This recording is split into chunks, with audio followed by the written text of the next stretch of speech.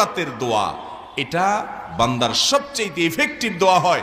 এই দোয়া আল্লাহ তাআলা সাধারণত ফিরিয়ে দেন না। এবং নবী করিম সাল্লাল্লাহু আলাইহি সাল্লামের সেই বিখ্যাত হাদিস আপনারা সবাই কম বেশি শুনেছেন, রাতের শেষ প্রহরে আল্লাহ রাব্বুল আলামিন দুনিয়ার আসমানে এসে বান্দাকে ডেকে ডেকে বলেন, কোন বর্ণনা আসছে যে আহ্বায়ক কোন এক ঘোষক ঘোষণা দেয়, কোন বর্ণনা আসছে আল্লাহ তাআলা স্বয়ং ডাকেন এবং বান্দাকে বলা হয়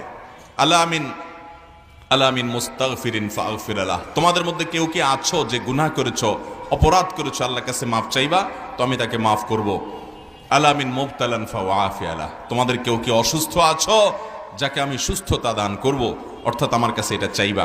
এই জন্য ভাইরা আমার, ভোর রাতের এই সময়টাতে আল্লাহ তাআলার রহমতের দুয়ার খুলে দেওয়া হয়। আল্লাহ রাব্বুল আলামিন নিজে দুনিয়ার আসমানে নেমে আসেন এবং রহমতের ভান্ডার সবচেয়ে বেশি উন্মুক্ত হয়।